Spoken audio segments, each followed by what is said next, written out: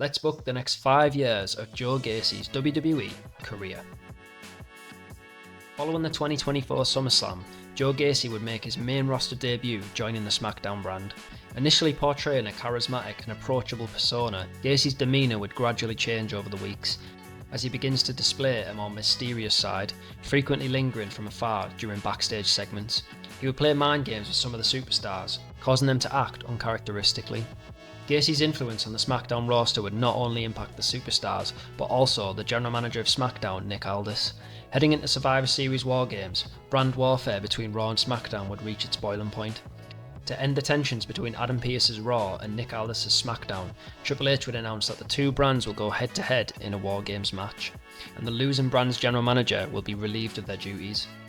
Adam Pearce would enlist Sami Zayn, Kofi Kingston, Xavier Woods and Bronson Reed for Team Raw, and Aldis would recruit Kevin Owens, Carl Anderson, Luke Gallows and surprisingly, Karrion Kross, who was curiously volunteered to fight for SmackDown. Aldis would accept, but he would be wary of Kross's true intentions. At Survivor Series, the two brands would clash in a War Games match. Deep into the match, Kross would finally enter and would immediately make an impact for Team SmackDown. SmackDown would seemingly have the match won due to Kross's influence, but to the disappointment of Nick Aldis and to the shock of the fans, Karrion Kross would turn on his SmackDown teammates, laying out Kevin Owens in the process. Team Raw would win and Nick Aldis' role as general manager of SmackDown was over. Following Survivor Series, Karrion would be asked why he turned on SmackDown. He would not have many words to say, but all he would say is that there is a virus in the WWE, and it's gone undetected. With the general manager position open, Joe Gacy would use his undeniable charisma to worm his way to a meeting with the network representatives. His way with words and his lies would ultimately land him a role as the general manager of SmackDown, and to some of the more sceptical fans it became clear that Gacy has planned this all out.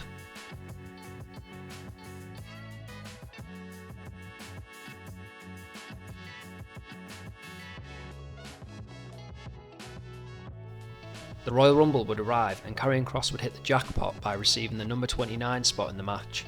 Despite his luck with the entry number draw, Karrion would be eliminated by the returning Nick Aldis, making his WWE in-ring debut. Following the Rumble, Triple H would announce that he has signed Aldis to SmackDown as a member of the talent roster. Over the next couple of months, Aldis would go on to feud with the man he eliminated from the Rumble, Karrion Kross.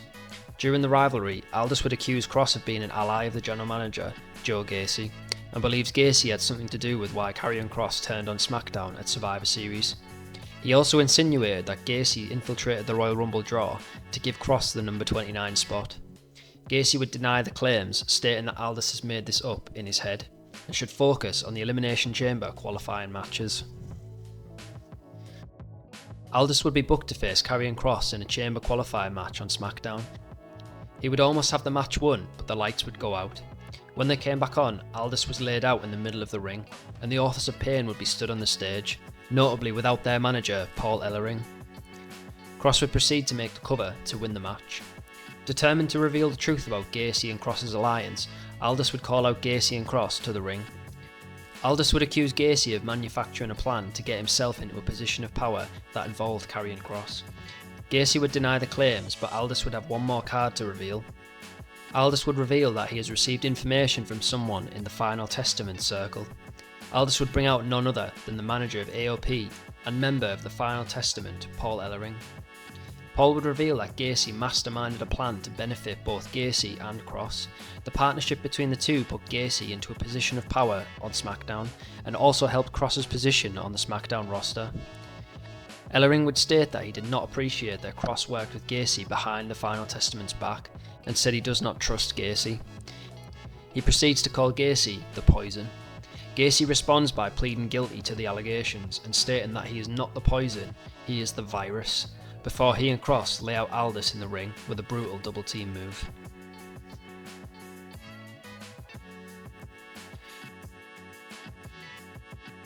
The following week, Triple H would state that he has spoke with the network representatives, and they have agreed that Gacy's conflict of interest does not benefit the show and would therefore be removed as general manager.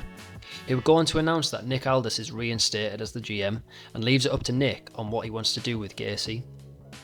Nick would say that he could fire Gacy, but that would be too easy. He wants revenge against the man who caused the last 3 months of his life to be his most miserable. I am feeling generous. I want to give you a fighting chance. How about at WrestleMania, you face me in a street fight? If you win, you have a place on SmackDown. If I win, you are sent back to NXT, where Shawn Michaels can deal with you. Gacy would have no choice but to accept the challenge. Leading into WrestleMania, it would be unclear if the Authors of Pain would stay aligned with their manager, or whether they would side with Joe Gacy and Karrion Kross. At WrestleMania, Aldis and Gacy would go to war in a street fight. Aldis would take control of the first part of the match, using weapons to exact revenge on Gacy. Gacy would respond with a weapon of his own, striking Aldis with a baseball bat, before taking it to the extreme by lighting a table at ringside. Aldis would fight back, catching Gacy with a clothesline. Aldis would aim to put Gacy through the flaming table at ringside, but the lights would go out. When they turned back on, AOP would arrive. It would seem like they chose Gacy as their target, but to the shock of the fans, they would plant Aldis through the flaming table, as Joe Gacy makes the cover to win the match, confirming Gacy's place on the roster, and confirming that AOP have aligned with Gacy, Kross, and the Final Testament. Following WrestleMania, Gacy would promise AOP big things on SmackDown, and assured them that he would help them to win the SmackDown Tag Team titles. Throughout the rest of the year, Gacy would deliver on his promise, helping AOP to win the titles. As the year came to its end, Kross would feel more and more like AOP's allegiance was with Gacy and not with Kross, and felt like his position as the leader of the Final Testament was in jeopardy.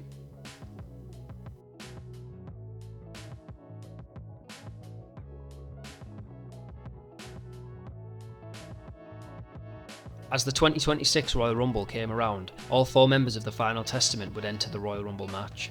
Their combined presence in the match would be dominant, eliminating participants left, right and centre, until there was just 5 superstars left in the match: Joe Gacy, Karrion Kross, AOP and Bron Breakker.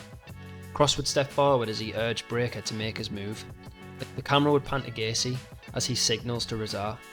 Rezar would shock the fans by grabbing Kross and throwing him over the top rope, confirming Kross's suspicions of AOP's loyalty to Gacy. Betrayed and furious, Kross would get back into the ring. Fueled with rage, he would display supernatural strength as he eliminates both Akam and Rezar from the match. Gacy would turn round to a brutal spear from Bron, before Bron would throw him over the top rope to win the Rumble match. In the build up to WrestleMania, Gacy would tell Kross that you should never let a virus in. As WrestleMania approached, Kross would be introduced to his newest allies, joining him in his new faction, the Raiders of Time.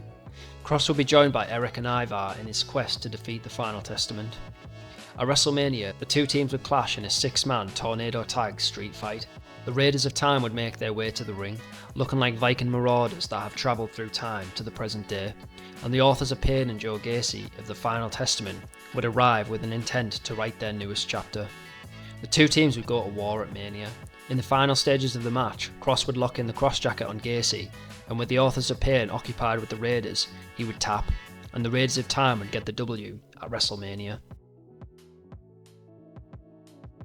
Following WrestleMania, Gacy and his Final Testament would look to get some revenge on Karrion Kross and the Raiders of Time. The 2 factions would continue to battle into the summer. At SummerSlam, AOP would drop the SmackDown Tag Team titles to the Raiders in a Battle of the Beasts. Later in the night, Kross and Gacy would go to war one last time to end the feud in a no disqualification encounter. Late in the match, Kross would be about to lock in his cross-jacket submission. However, Gacy's entrance music would play. Kross would be distracted and confused momentarily, but all would be revealed as Braun Strowman would arrive, blasting Kross with a huge boot to the face.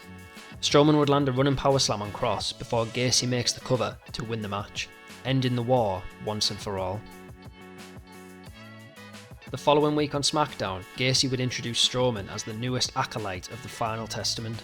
Strowman says that he has seen the success that AOP has had on SmackDown under Gacy's services, and acknowledges that his career has been going nowhere for the last few years. He wants to reach the top of the mountain again, and believes Gacy will help him get there. The following week, the draft would return, and Joe Gacy's group would be drafted to Raw. Gacy would make it known that his group is no longer called the Final Testament, and that it is now called the Chaos, as that's what they intend to unleash on Raw. Gacy would lead his group into new pastures on the Raw brand, battling with the members of the Raw roster for the remainder of the year. Gacy would add the strange Dexter Lumis to the group, nicknaming him as the Silent Resolver. He would however struggle to fulfill his promise to AOP as they repeatedly fail at capturing the tag team titles on Raw. AOP would begin to question Gacy's leadership as the year closes out.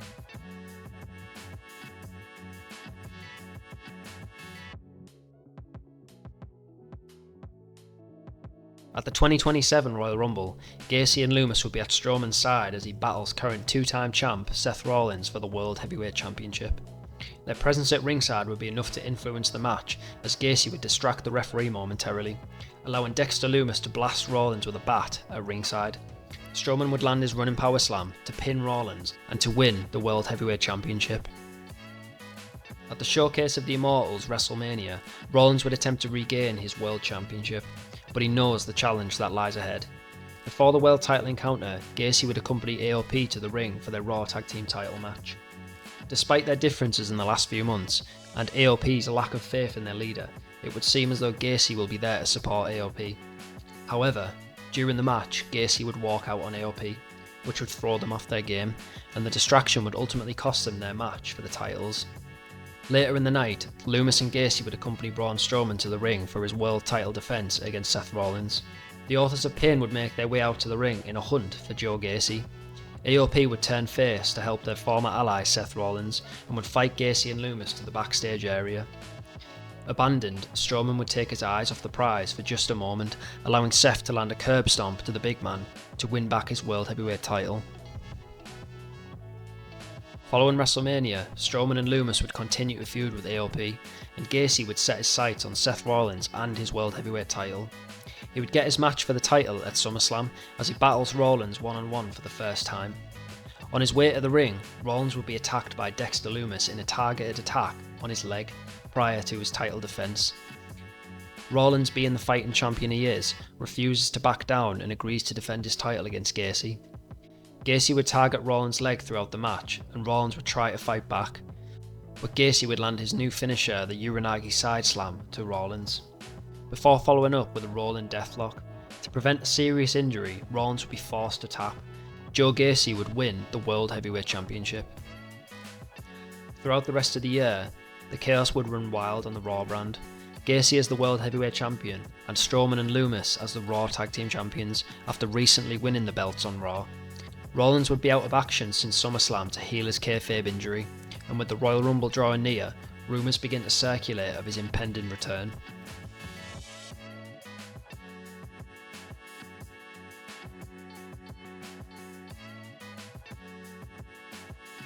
At the 2028 Royal Rumble, Braun Strowman and Dexter Lumis of the Chaos would both enter the Royal Rumble match.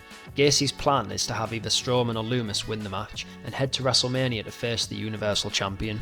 His plan would be executed perfectly. Many superstars would try to eliminate Strowman and Lumis, but their combined presence in the ring was almost impossible to challenge. With just one more entrant to arrive in the match, Strowman, Lumis and Carmelo Hayes will be left awaiting the final entrant. Entering at number 30 after being out of action for 5 months, Seth Rollins would return in the Rumble match. Rollins immediately creates a temporary alliance with Carmelo Hayes to try and eliminate Strowman and Lumis. Their alliance would work to eliminate Lumis, but Strowman, being the monster among men, would be a harder challenge. Strowman would eliminate Hayes, leaving Rollins and Strowman as the final two. The two would fight back and forth, trying to eliminate each other and win the Rumble. After a long back and forth, Seth would finally manage to knock Braun off to eliminate him from the match. Seth Rollins is the winner of the Royal Rumble match. At WrestleMania, it will be a one-on-one encounter for the World Heavyweight Championship. With Strowman and Lumis banned from ringside, Gacy would do everything in his power to defend his title, but Rollins is in the best shape of his life and is determined to win back the gold. In the final sequence of the match, Rollins would land a springboard blackout to Gacy to finally remove the virus and to win back his World Heavyweight Championship. Following WrestleMania, Gacy would put all the blame on Strowman and Lumis, citing them as the reason why he lost the title. Strowman and Lumis would have enough of Gacy and would land an assisted pop-up power slam, bringing the Chaos faction to an end. Luckily for Gacy, in the draft he would be drafted to SmackDown and would escape the wrath of Strowman and Lumis for now. Back on the brand that he first infected with his virus, Gacy would appear as though he is the charismatic, happy-go-lucky person he was when he first appeared years ago, But as we head into 2029, it seems that Gacy may be even more twisted and more mysterious than ever before, and raises the question, did the virus ever truly go away?